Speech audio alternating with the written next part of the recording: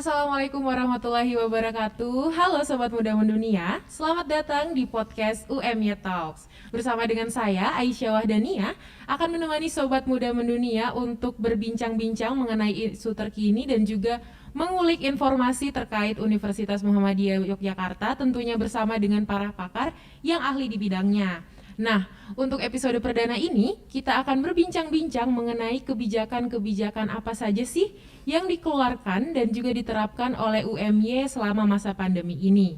Untuk itu, telah hadir bersama dengan saya, the man behind UMY, Bapak Rektor, Dr. Insinyur Gunawan Budianto, MPIPM. Selamat siang, Bapak. Selamat siang, Mbak. Apa kabarnya, Bapak? Sehat Alhamdulillah, ya? sehat, Alhamdulillah. baik ya. Nah, Bapak, berbicara tentang pandemi nih, Indonesia kan secara resmi sudah melalui pemerintah ya Bapak sudah mengumumkan kalau Indonesia itu sudah memasuki masa pandemi sejak Maret yang lalu. Dan tentunya hal ini berkaitan erat memiliki pengaruh terhadap seluruh aspek kehidupan Bapak. Salah satunya adalah pendidikan. Untuk pendidikan sendiri, program-program apa saja sih Pak yang sudah dikeluarkan oleh UMY sejak Maret lalu hingga hari ini? Ya, yang pertama memang kita patut bersyukur ya, karena sudah selama 4 tahun ini beberapa program studi di UMY sudah melaksanakan pembelajaran hibrid antara offline dan online. Oh, ya. Selama ini online digunakan untuk melengkapi proses yang ada di kelas.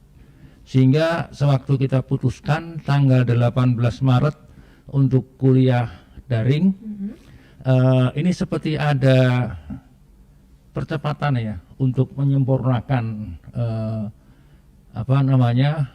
platform pendidikan digital yang kita miliki untuk kita sempurnakan lagi. Dan alhamdulillah secara teknis UMY tidak terlalu punya banyak masalah ya, merubah proses pelaksanaan belajar mengajar dari klasikal offline ke online ya. Seperti itu Bapak. Ya, iya.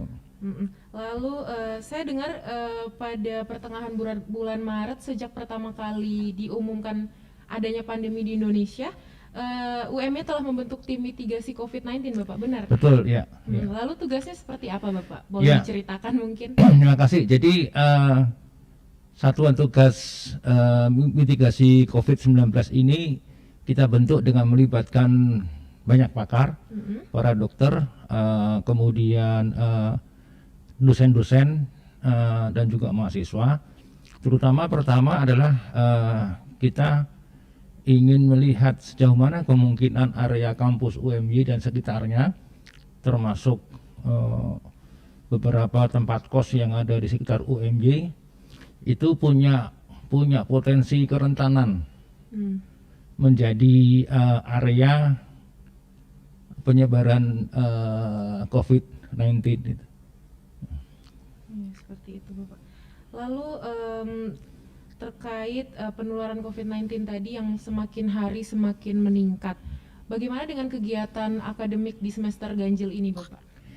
Ya,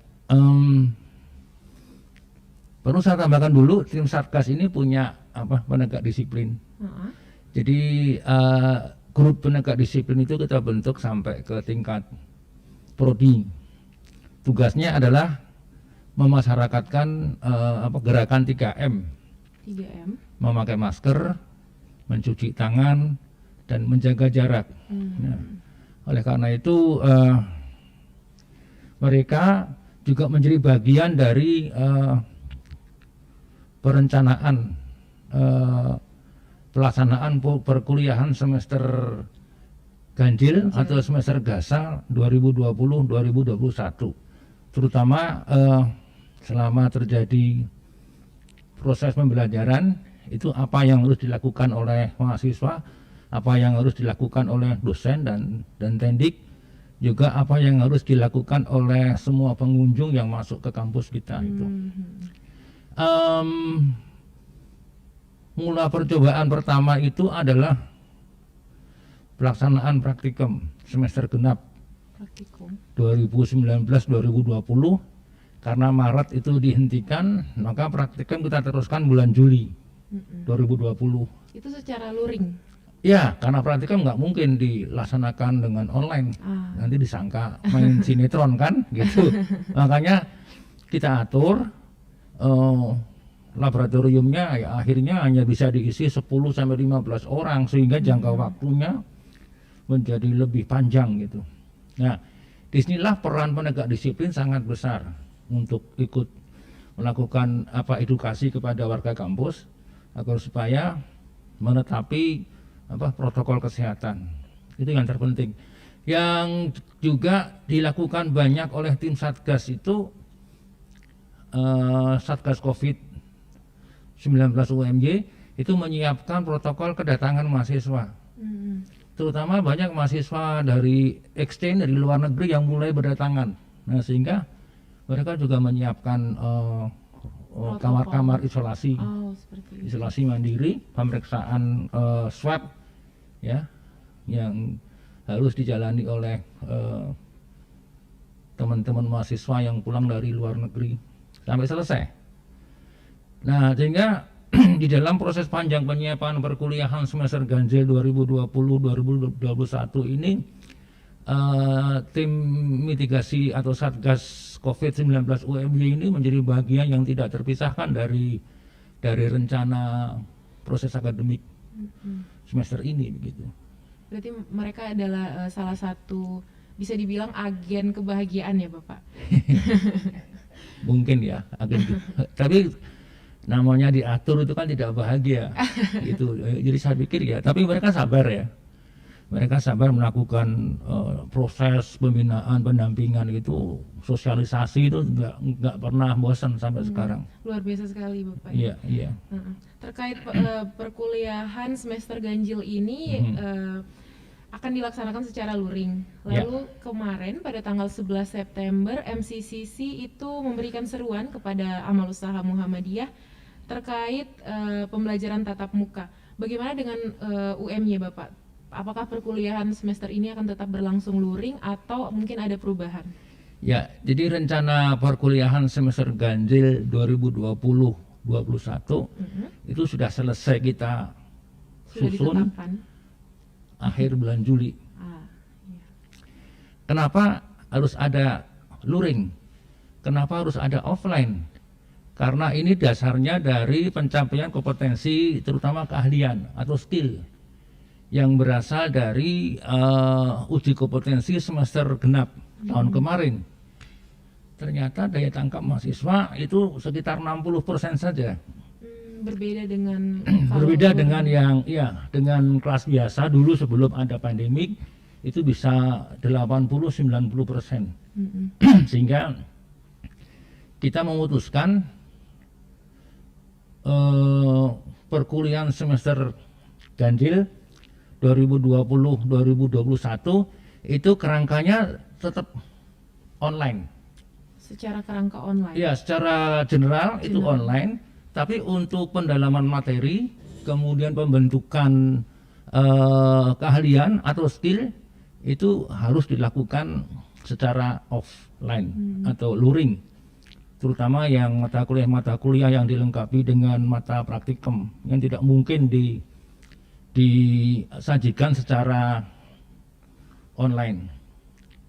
Sehingga bisa dikatakan ya 80% ya mungkin 85% perkuliahan semester gasal 2020-21 di UMY itu kemasannya itu adalah kuliah daring, kuliah online. Hanya nanti sekian persen, 10% atau 20% itu akan ada pendalaman materi untuk membentuk skill itu ya itu kita lakukan harus secara luring ya atau offline begitu. Berarti meskipun dilaksanakan secara luring ini tidak sekaligus bersamaan ya Bapak?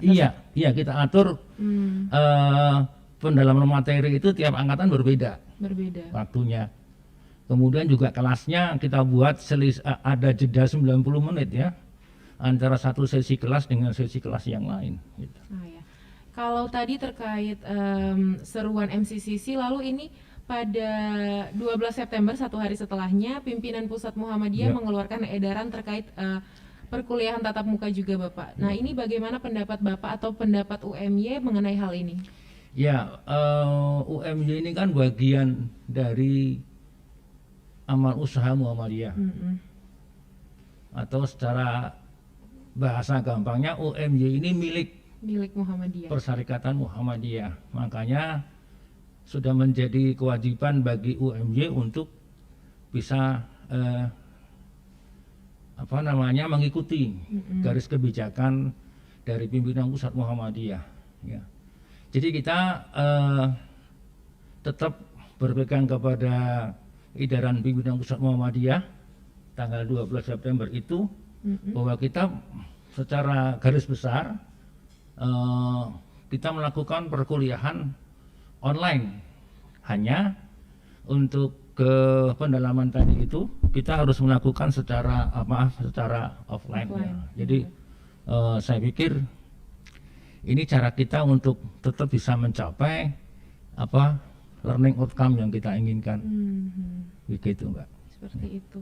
Tapi untuk protokol kesehatan dan segala macamnya UMY siap Bapak? Kita paling siap ya. Paling siap. Bukan kita mengada-ngada, karena kita juga mendapatkan surat keterangan dari gugus COVID Daerah Istimewa Yogyakarta yang menyatakan bahwa protokol kesehatan yang kita mainkan itu cukup memadai untuk mendampingi proses perkuliahan luring, walaupun cuma 15%. Gitu, ya. Ya. Lalu yang terakhir Bapak, mungkin ada pesan atau petua untuk para mahasiswa, orang tua, dan mungkin untuk masyarakat luas? Ya. Sepatah dua kata. Jadi pandemi COVID-19 itu sebetulnya kuncinya kan bagaimana kita melakukan re-engineering secara sosial. Ya. Bagaimana memahamkan kepada masyarakat, kepada mahasiswa, ya semuanya, dosen juga, karyawan, bahwa cara yang paling ampuh untuk memutus penularan COVID-19 itu ya hanya menggunakan 3M. Memakai masker, sesering mungkin mencuci tangan, dan menjaga jarak. Ini yang saya pikir bisa memutus mata rantai itu. Dan bagi mahasiswa khususnya, ya karena mahasiswa ini tulang punggung masa depan Indonesia, ya kita berharap mereka menjadi agent of change. Artinya secara pribadi, kalau tidak ada keperluan yang begitu mendesak, ya nggak usah keluar. Iya. Yang kedua, kita berharap mahasiswa itu menjadi bagian dari proses pembelajaran kepada masyarakat. Itu yang kita inginkan. Berarti intinya disiplin dan saling jaga ya Bapak? Ya, betul ya. Oke, berarti kesimpulan yang bisa kita tarik adalah UMY siap dan siaga untuk menghadapi pandemi COVID-19 dan juga untuk melaksanakan perkuliahan secara luring ya Bapak? Insya Allah bersama-sama dengan protokol yang sudah kita miliki. Amin ya Allah. Mungkin sepertinya perbincangan kita pada kesempatan ini harus diakhiri. Terima kasih Bapak untuk waktunya. Terima kasih Sobat Muda Mendunia yang sudah menyaksikan. Semoga semua informasi yang didapat hari ini bisa menjadi manfaat. Mohon maaf jika ada salah-salah kata. Saya pamit undur diri. Wabillahi taufiq wal hidayah. Wassalamualaikum warahmatullahi wabarakatuh. Sampai jumpa di UMY Talks episode selanjutnya.